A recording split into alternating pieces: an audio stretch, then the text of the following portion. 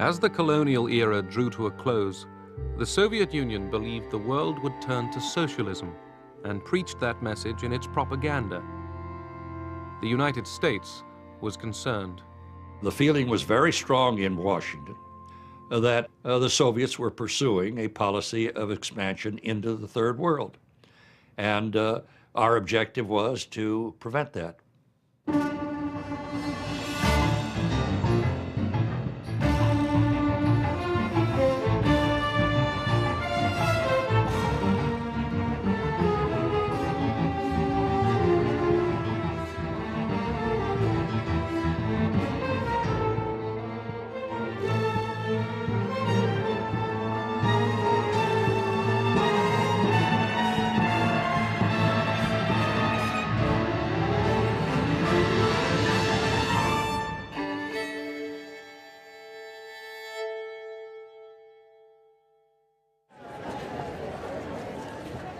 Nikita Khrushchev and Gamal Abdel Nasser changed the face of Egypt.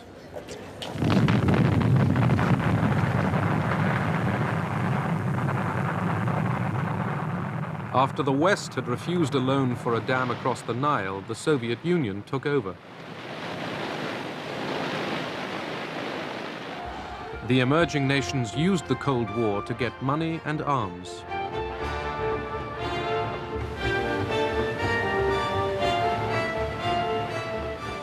The developing world was being courted. В Европе уже границы закоченели, они были забетонированы. In Europe, the borders were set in stone, and there was no opportunity of expansion there for either side. It would have started a new world war. Where could the hunting take place? To be rather crude, in those areas where there was still prey. That was the Third World. And each side tried not to miss a chance. Старалась не упустить случай. In the Horn of Africa, the Soviet Union backed two rival and opposed regimes. For America, this was evidence of Soviet expansion. In Angola, thousands of Cubans poured in to fight South African troops backed by the United States.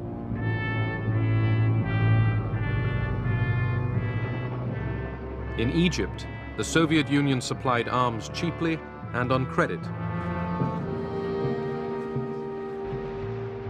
But President Nasser wasn't easily influenced.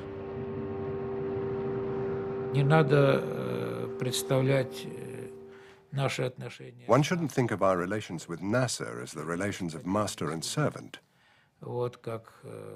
Nasser always pursued his own policy. He was able to understand the global strategy, and now we can benefit from the disagreement between the Soviet Union and between the United States and the West, and make benefit of this situation to raise our capabilities militarily and economically. Nasser was the hero of the Arab world. The Egyptians rallied for war.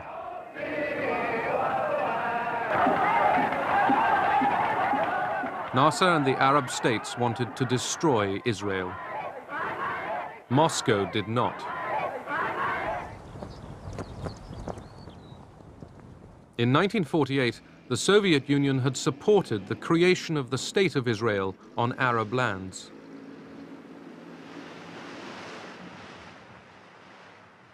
By 1967, Israel's 2.5 million Jews were surrounded by 90 million hostile Arabs. Israel felt insecure. The threat from Egypt became intense. Israel had America's political backing, but not her weapons. Would Israel get America's support for a surprise attack? President Johnson asked us to bring Israel's foreign minister to the family quarters of the White House. And to speak rather crudely about it, the intent was to work him over to persuade him is perhaps a more polite term, to avoid a preemptive attack. We thought we had persuaded him.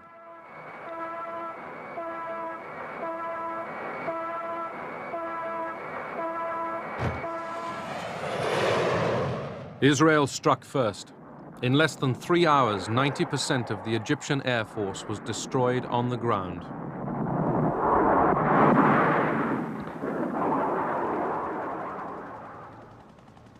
The Israelis seized East Jerusalem. Jews were able to pray at the Wailing Wall again. The Israelis pressed on. Within 6 days, the armies of Egypt, Syria, and Jordan were routed.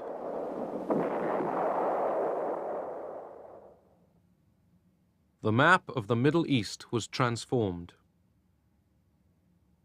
Israel had trebled its size.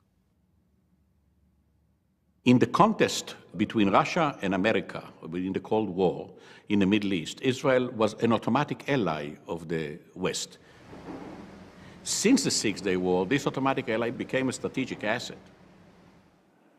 America became Israel's principal source of arms.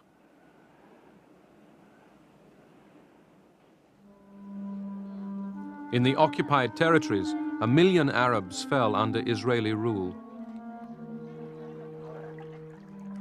It was a devastating blow to Arab morale. The Soviets counted the cost. Как бы наше оружие оказалось не столь эффективным, как our weapons turned out to be less effective than we calculated.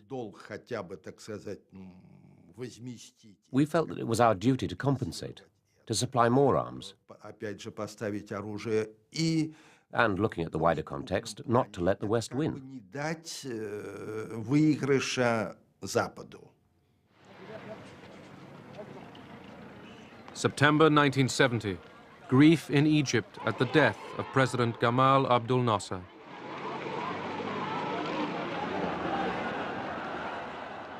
The developing world mourned an outstanding leader. So did Soviet Prime Minister Kosygin. The mourners were uneasy, as were the Russians. Who could follow Nasser? I shall do my best to follow the policy of my late president, my dearest friend, President Gamal. But no one will capitulate here in this country. I am not ready to capitulate or to surrender 1 inch or a bit of sand. At the Moscow summit of 1972, the superpowers agreed on a code of conduct, détente. Richard Nixon and Leonid Brezhnev agreed not to seek advantage at the other's expense. Better ties with America outweighed Moscow's commitments to the Arabs. This angered Sadat because he felt that they were giving priority to détente with the Americans rather than helping Egypt wage a war. But détente didn't stop American efforts to extend its influence in the Middle East at Moscow's expense.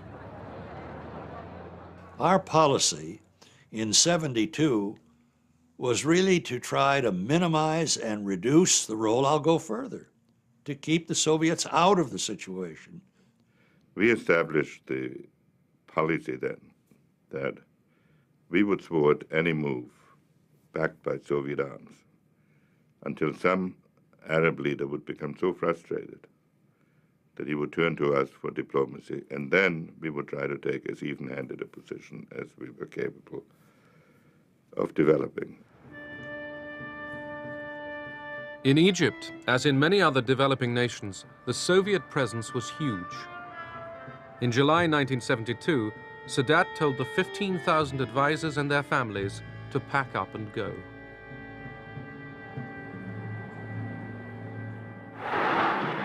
It was a bold power play. Sadat's move boosted his popularity and showed how little control the Russians really had. by October 72, they decided to come back to the support of Egypt. And then Sadat make benefit from that. He says, well, I expel them to express power so that they would give us what we need. And strange enough, we had arms deal after the October, which was one of the biggest arms deal we've got with the Soviet Union. Sadat needed the arms. He was planning to end the uneasy peace. He wanted to go to war. He needed to go to war. He felt he couldn't do otherwise. He considered that negotiations were impossible without some heating of the whole process. I mean, some shock therapy. Yom Kippur, Israel's most holy day. 4,000 Egyptian troops and tanks surged over the Suez Canal.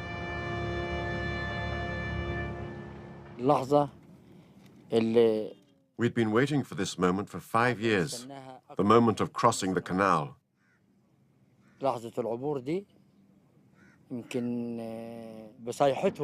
Our cries shook the ground under the Israeli enemy.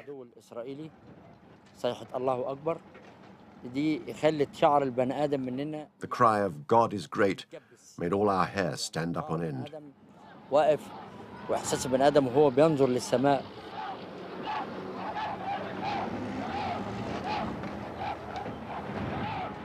The Egyptian army sped ahead, eager to retake lost territory.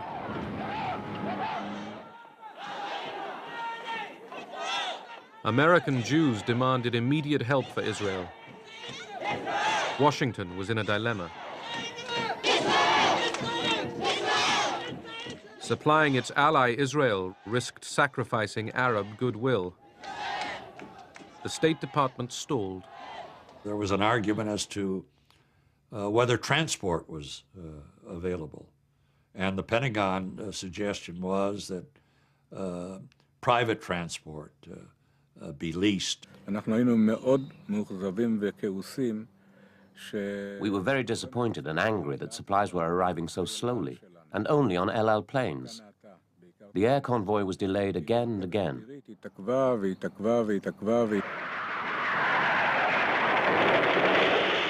The Egyptians kept up their attack.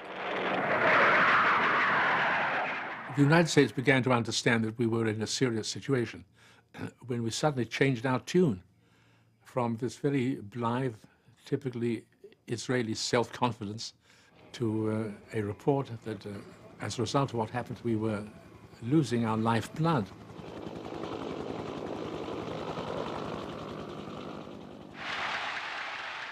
Sadat was triumphant. He had regained land Egypt lost in the Six-Day War. But the Russians sensed disaster ahead. They urged Sadat to accept a ceasefire. He would benefit from a ceasefire. Otherwise, he'd be forced to retreat. But Sadat wouldn't listen.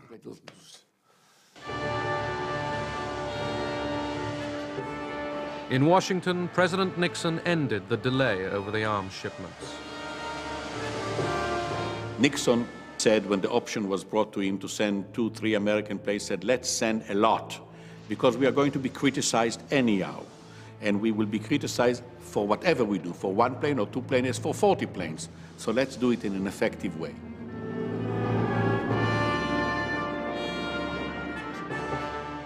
The airlift put the world's largest power publicly alongside Israel.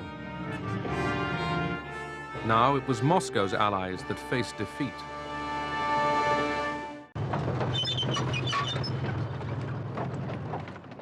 Now the Israelis crossed the Suez Canal into Egypt. Soon, most of the Egyptian army would be stranded in the Sinai.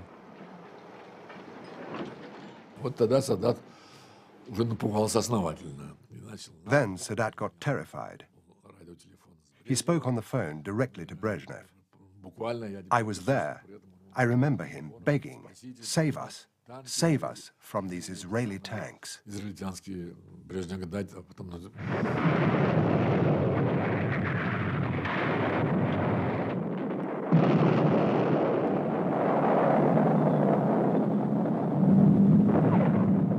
Cut off in the desert, the Egyptians faced defeat.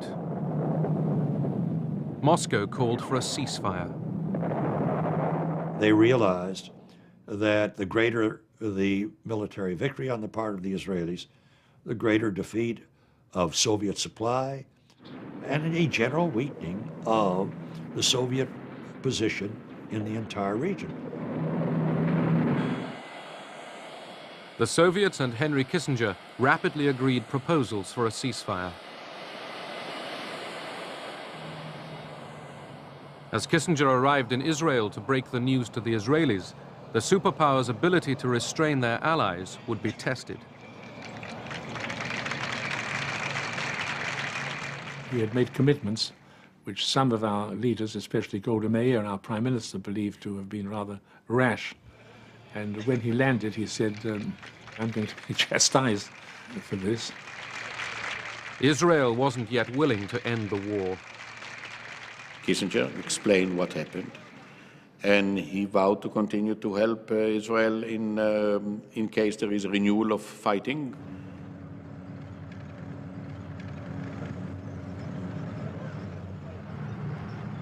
With America's connivance, Israel stepped up its onslaught. The Soviets were outraged. Brezhnev wrote a letter to Nixon saying, "How is it, when we've agreed to act jointly, that the Israelis are continuing to advance? It is undermining all our attempts to make peace."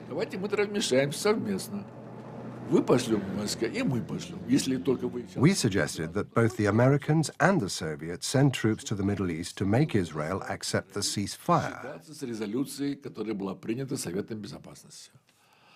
But there was also a sentence that said, if you won't do it, we will have to consider unilateral action.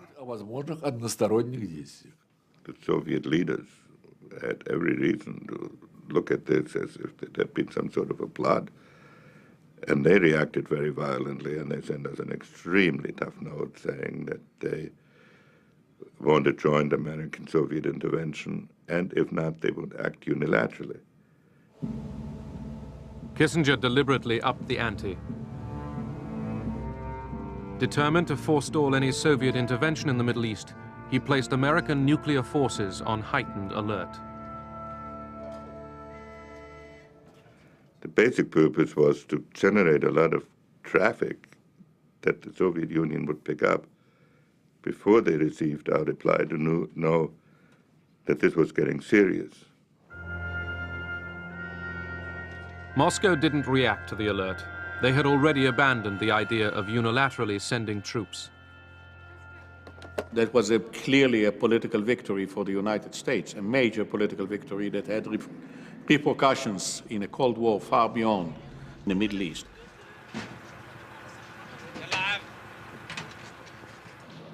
Under American pressure, Israel allowed food and water to reach the trapped Egyptian army. Kissinger wanted Egypt defeated, but not destroyed.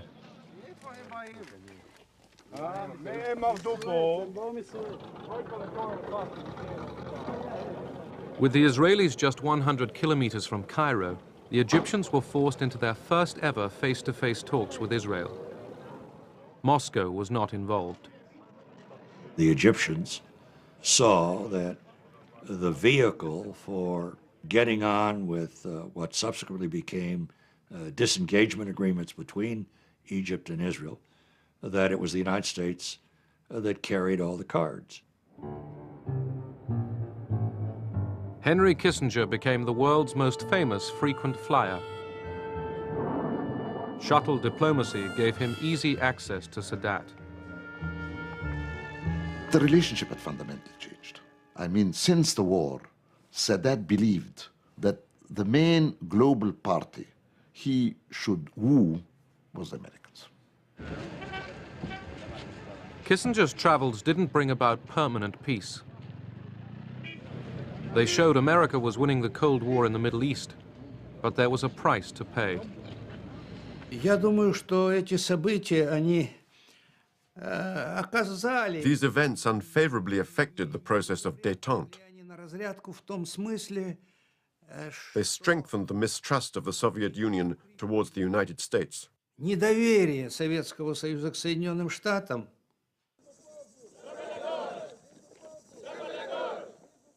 Africa, 1975. The last colonial empire was dying, and the people of Angola reached for freedom. Fresh hunting grounds for the Cold War superpowers. As Portuguese troops pulled out of Angola, three groups jostled for power. America's fears were aroused.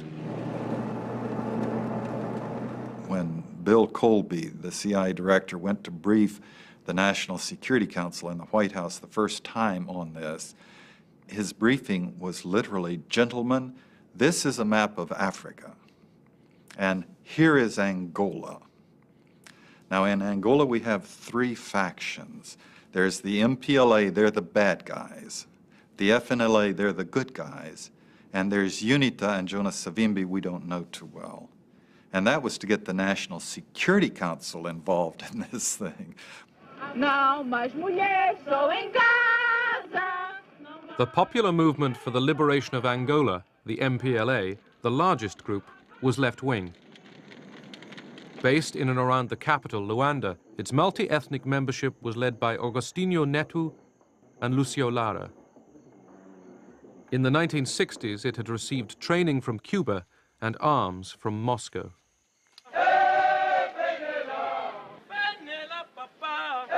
The National Front for the Liberation of Angola, the FNLA, operated largely in the north of the country.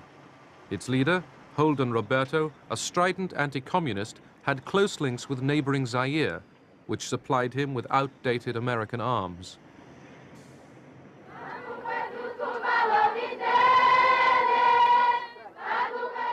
The National Union for the Total Independence of Angola, UNITA, led by Jonas Savimbi, was based in the south of Angola.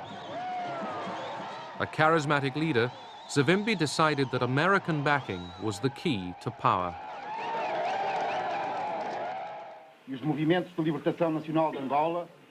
At Alvor in Portugal, the three rival groups got together. They agreed on arrangements for independence and elections. The United States scotched that, absolutely. Our solution was the CIA, without approval from the National Security Council, delivered $300,000 to Holden Roberto and ordered him to send his people into northern Angola. We weren't worried about receiving American aid. We knew that the Soviet Union was supporting the MPLA, and we had no possibility of countering that. Secretly channeled through Zaire, American money helped pay for Roberto's war on the MPLA. His side was always the bloodiest, the most violent. They went down and promptly killed 15 MPLA political activists. And from that time on, it was all cast, you know, the fate of Angola was cast, it was written in blood.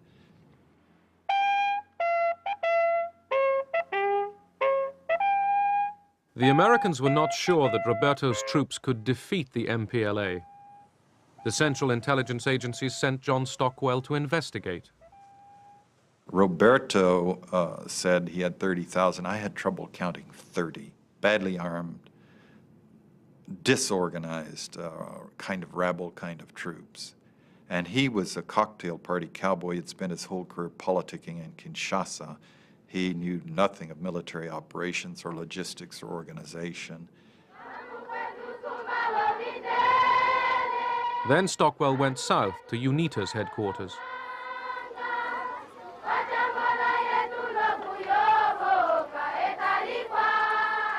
Stockwell met UNITA's leader, Jonas Savimbi. I found a different kind of a revolutionary. He'd spent the entire time inside Angola, 20 years.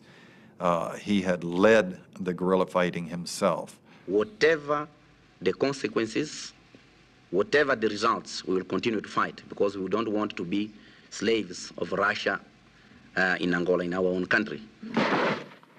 America was now backing two of the three independence movements.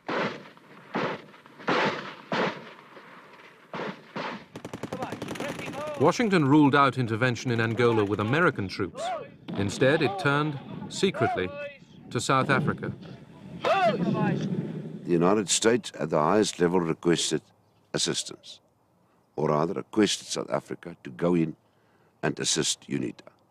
We did maintain a position of disapproval of apartheid. But on the other hand, the South African government was extremely powerful. Suid-Afrika was in 'n posisie van isolasie. South Africa was isolated. Although it was done secretly, it was good for South Africa to be cooperating with a big force like the USA, even though it was clandestine. There were many people in policy-making positions in the Department of State who were essentially willing to have a funny, ambiguous relationship with South Africa. The focus was on Soviet penetration and the possibility of the Soviet Union using unstable situations in Africa to benefit itself, to take root and foment trouble. They were afraid of the MPLA. They called us communists. The South Africans were terrified of the MPLA. They didn't have that terror of the FNLA or UNITA. They were allies. They didn't like the MPLA because the MPLA declared itself against apartheid.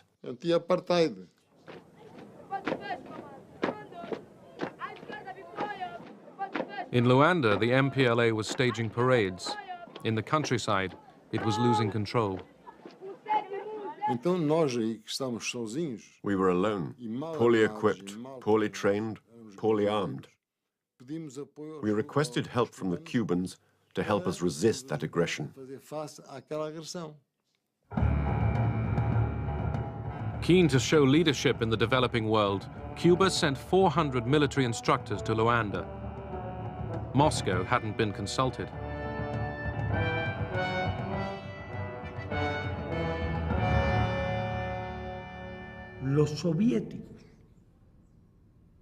The Soviets knew absolutely nothing about it. We took the decision because of our long-standing relations over many years with NATO and with the independence movement in Angola. We're very unhappy. I mean, obviously, we had no desire to see Fidel Castro extend his influence in the African continent. Our government in Washington perceived Fidel Castro as a Soviet proxy.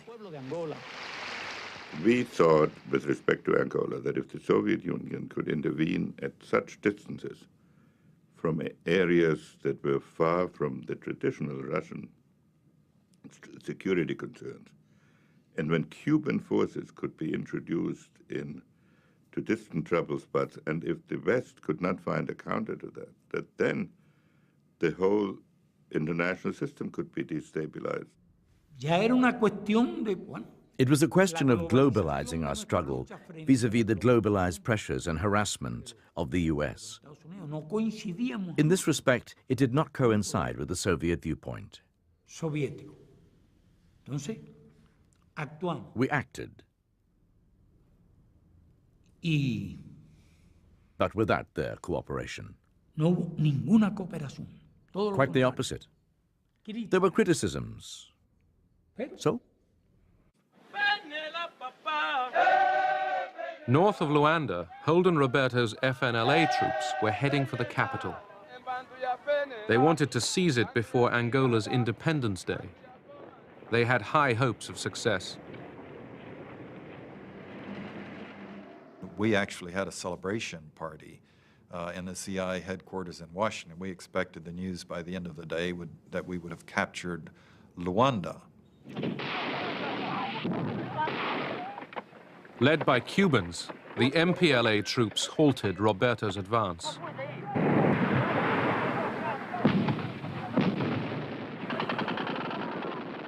In the middle of the valley, about 2,000 122mm rockets began landing.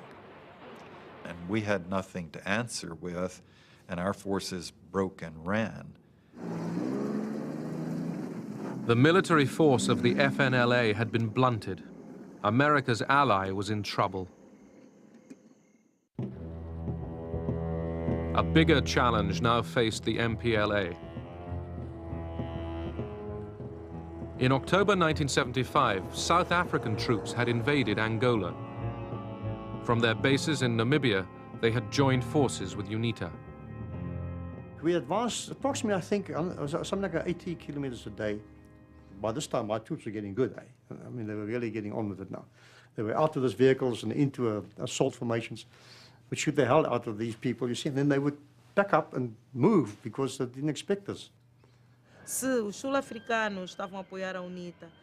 The South Africans were helping UNITA, and Zaire was supporting the FNLA. So it was only fair that the MPLA asked the Cubans to come and support us in the struggle against the invasions.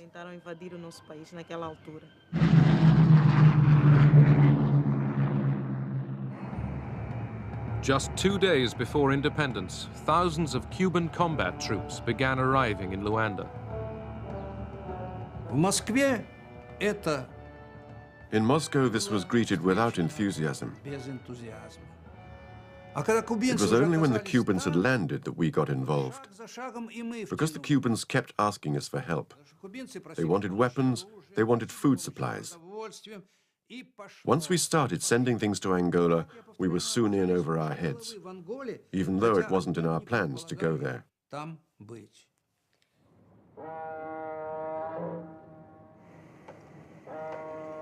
Moscow began shipping hundreds of tons of arms, tanks, and missiles direct to Luanda.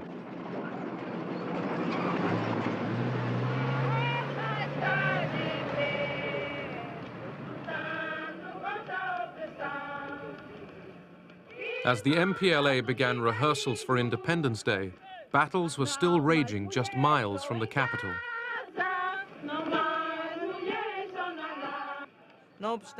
In spite of that, it was important for us to proclaim independence, and we did so.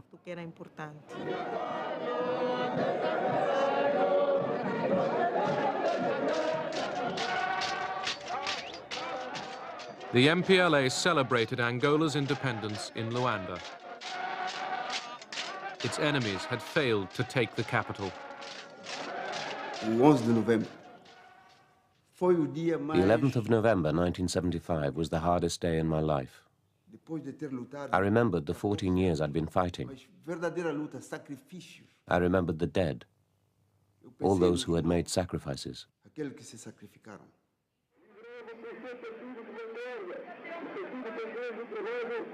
Agostinho Neto greets the Soviet ambassador.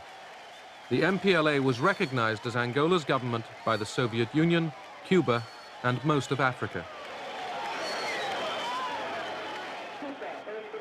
Its fight against South African troops gave the MPLA political credibility.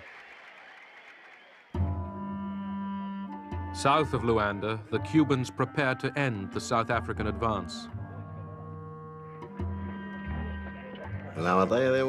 It was a decisive battle, because if they broke our defense, it would be very difficult then to stop them getting to Luanda.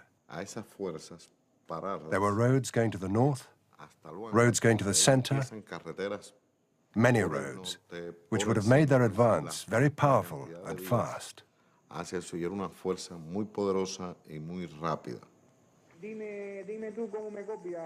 The Cubans were ready, waiting. Angola would have been lost. Mobutu's troops were close to Luanda. The South Africans had penetrated over 1,000 kilometers. They were close to Luanda.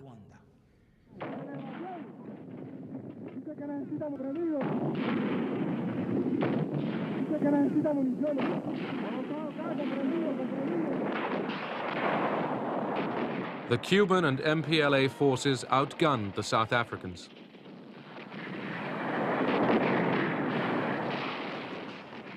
They were shot away badly. Now I just saw these lorries with blood dripping out of it. It wasn't very nice. And then to go and investigate, and for the first time to see they're actually your own troops It wasn't very nice at all. They left everything on the field. Men, vehicles, weapons. It was a great victory over the South Africans. South African and American hopes of a quick victory over the MPLA were crushed. Washington was running out of options. Right after Vietnam, the American people in no way, and the Congress and the media, would put up with the U.S. putting its forces in to control the outcome of a country that none of the American people were interested in. The administration fell back on the CIA. It secretly provided money for Roberto and Savimbi to recruit mercenaries from Africa, America, and Europe.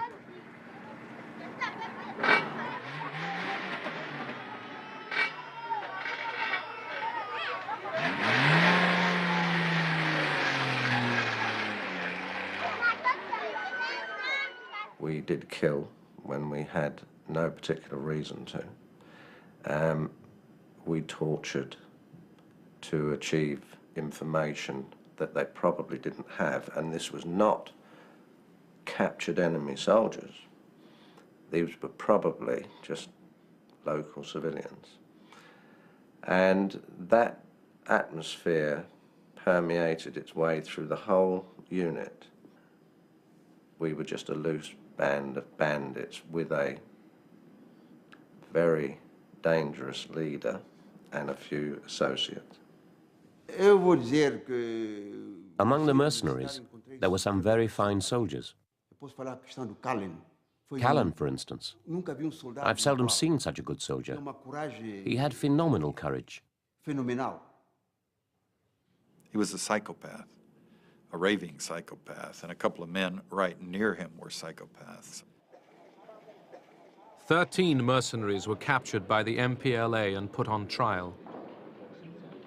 Callan and 3 others were executed. The CIA was still active.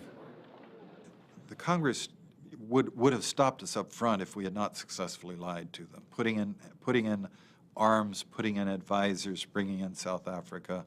We kept it propped up for a while, but opposition was mounting. Still shocked by events in Vietnam, the Congress cut off additional CIA funds for Angola. This abdication of responsibility by a majority of the Senate will have the gravest consequences for the long-term position of the United States and for international order in general. A great nation cannot escape its responsibilities.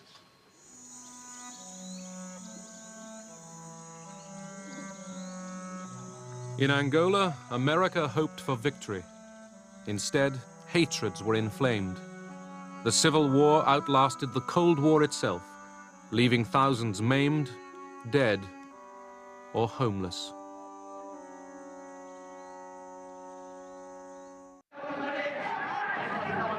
In 1977, the great powers' attention shifted to the Horn of Africa. As regimes changed, so did alliances.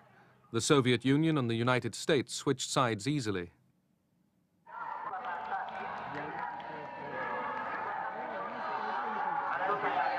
In Ethiopia, the emperor had been ousted and replaced by Marxists. Moscow had a new ally, Colonel Mengistu Haile Mariam.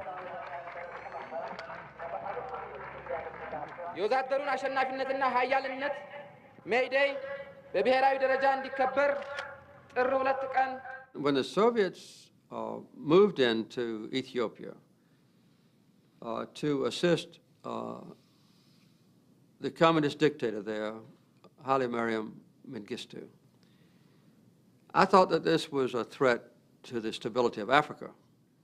The Soviets at that time were proclaiming over and over again that the scales of history were tipping in the favor of the Soviet Union. The Soviet Union would outstrip us in economic performance. The Soviet Union was getting a strategic edge. The Soviet Union was riding the crest of the so-called national liberation struggles. The new regime in Ethiopia turned against America.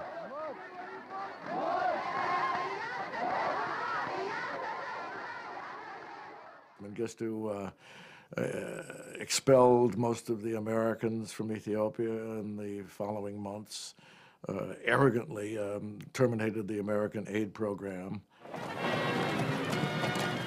Neighboring Somalia had been a Soviet ally for years. Somalia's army was equipped with Soviet weapons.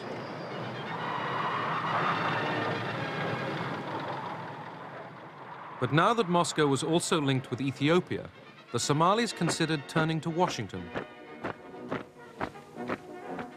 They had very little chance of getting American full support. But they knew that if they tried to present themselves as anti-Soviet, they would improve their chances. The Somalis turned against the advice of their Soviet ally and prepared for war with Ethiopia. But President Carter turned down their appeal for American arms. I thought that Somalia should not be permitted to succeed in trying to take Ethiopian territory, and I refused to give the Somali government any weapons. Nevertheless, in July 1977, the Somalis seized large tracts of the Ogaden Desert. The Soviets tried to stop the advance through diplomacy. Gromyko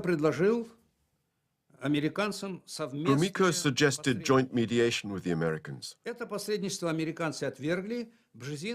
Brzezinski rejected that, saying it would have legitimized the Soviet presence in the Horn of Africa.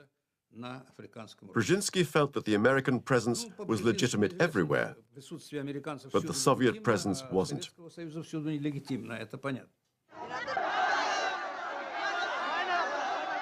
Anti-Soviet demonstrations in Somalia greeted the government's decision to send the Russian advisors and their families back to Moscow. All Soviet support was now switched to Ethiopia.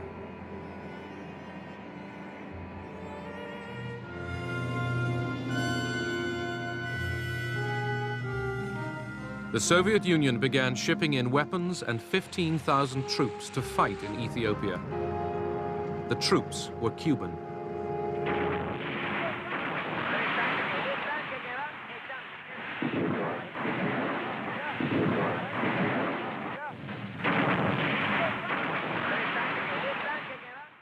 It was the only operation we conducted in full agreement with the Soviets. No such cooperation took place even in Latin America. Quite the opposite.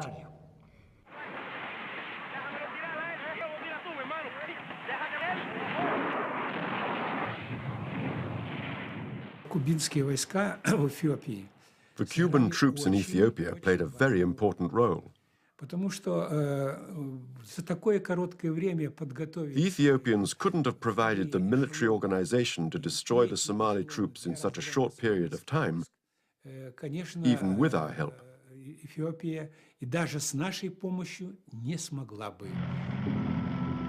With Cuban troops and Soviet support, the Ethiopians drove the Somalis out of the Ogaden. But Moscow wouldn't let the troops advance into Somalia. Among the Soviet military, we thought about occupying Somalia. But the Soviet government was right not to allow this, because it would have made our relations with countries like the United States of America, Great Britain, and others more difficult.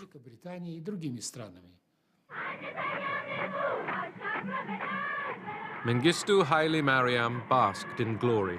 The Cubans and Soviets had saved his regime.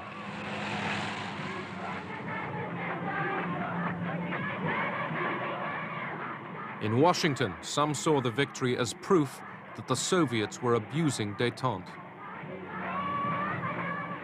The Horn of Africa was not important to America as of itself, but it was important as a measure and a test of how the Soviets were interpreting détente.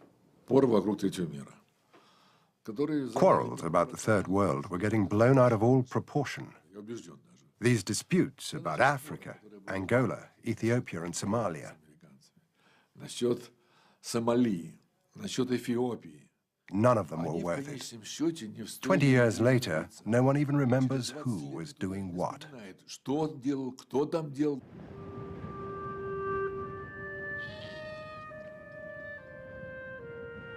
In the hunt for Cold War gains, the superpowers spawned an arms race in the developing world. Their solemn promises of restraint were blown to the winds.